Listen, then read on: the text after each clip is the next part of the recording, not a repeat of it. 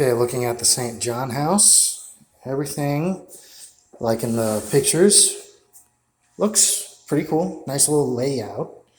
Um, nice big windows let in a lot of natural light to the dining room, I guess this would be, or maybe a living room with a den. And you can come right into the kitchen here, where they have minor issue with the countertop here. The cabinets all look like they're in good condition.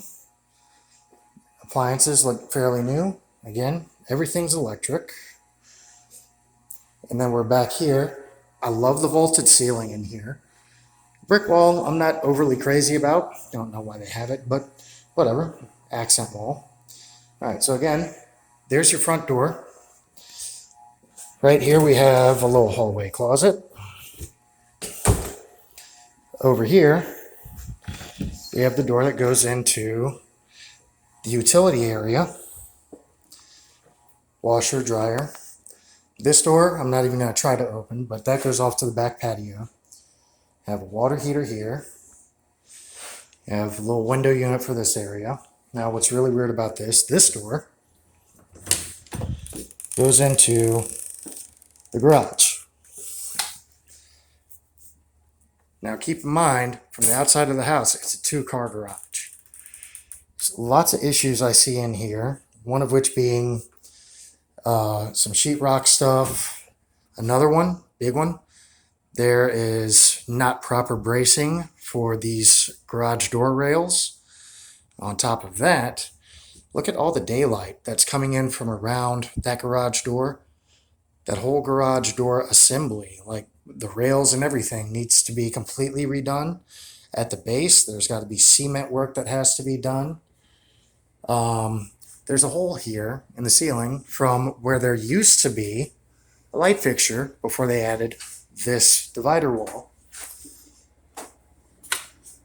And on the other side, where the rest of the garage would be, they put in this little room. And I mean, it's not a bad size, but that's where the other half of the hole was.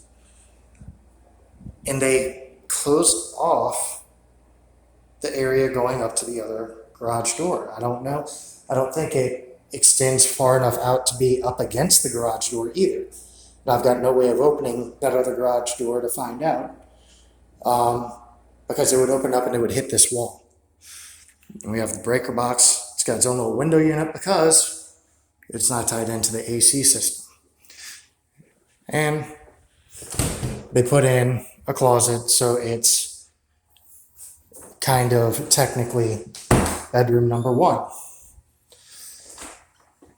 Oh, and another thing, all the interior doors, keyed locks on the handles, all of them.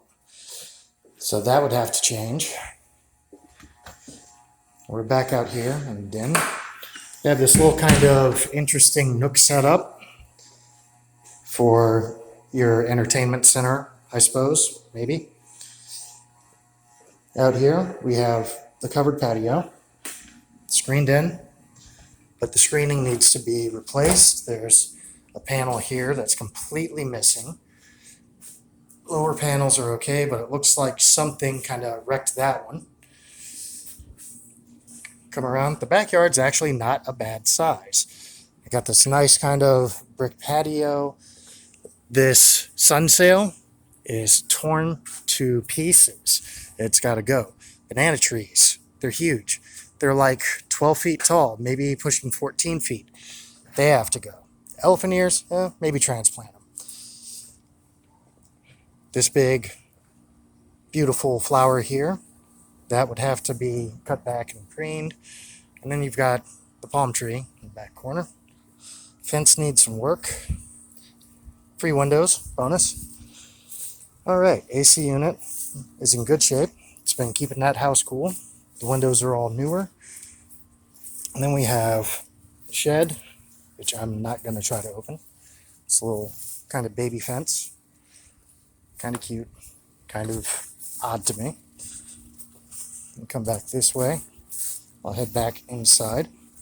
But overall, the backyard seems smaller because of the giant banana trees.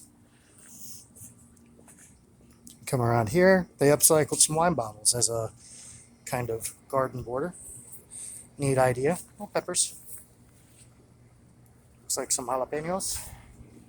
We've got a gate on this side. This is the garage side over here. This is that extra room that they built in with the garage. So let's go back inside.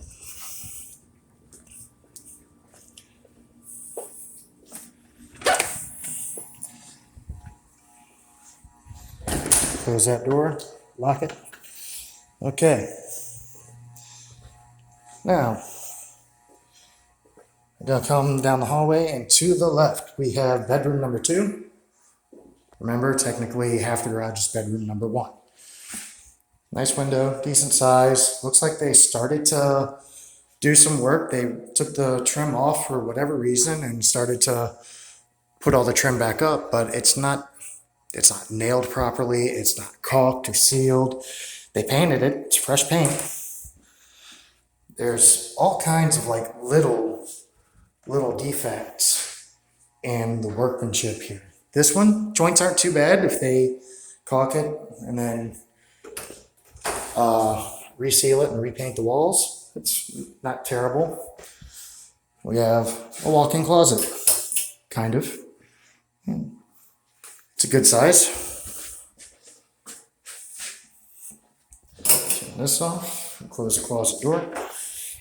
So, a couple of minor things here. Like this door doesn't actually close. So that needs to be adjusted, or the door frame might have to be redone.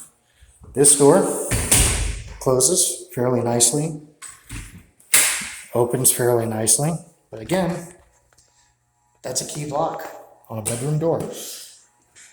Come around here. We're in the bathroom. Nice little bathroom.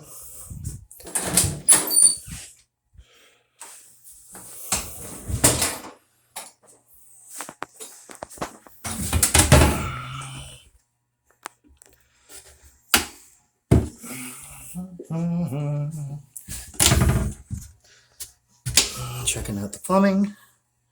Looks to be all right, in order. Kind of dirty to be expected. All right, so we're on bedroom number 3 now. Same kind of little issues where they removed it and they removed the baseboards and all the trim and kind of repainted. This door physically will not close.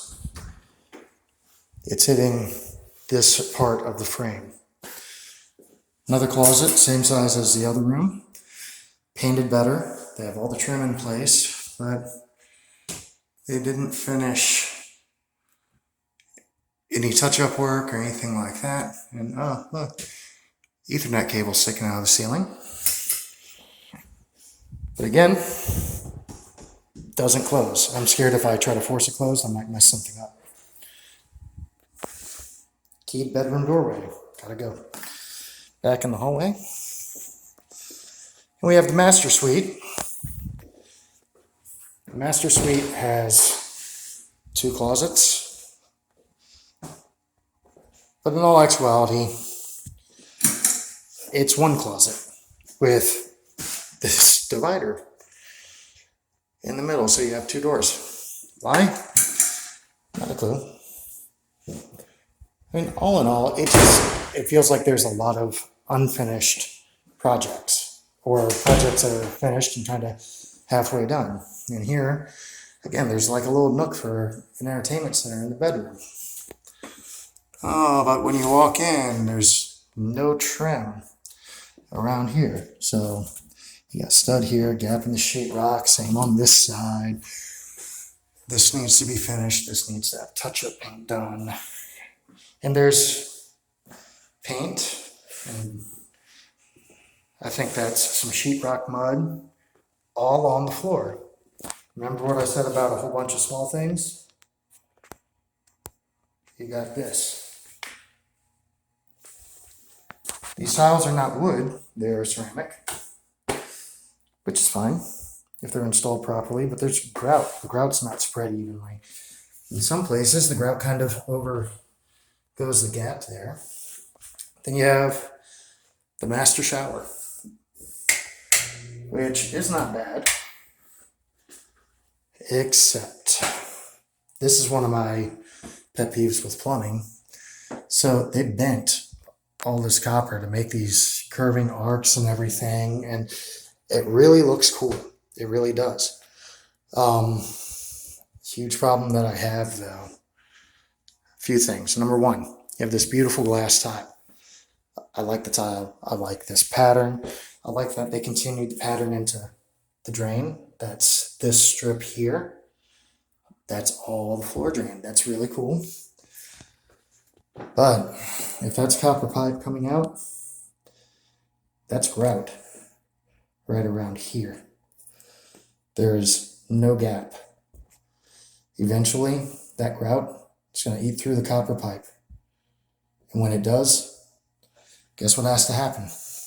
All this beautiful tile has to come out so that you can redo it, do it right with a gap and then the scutcheon.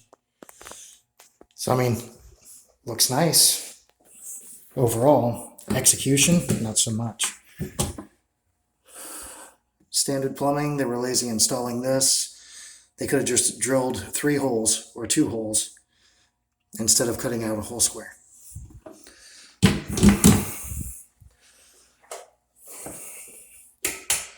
the lights off in there.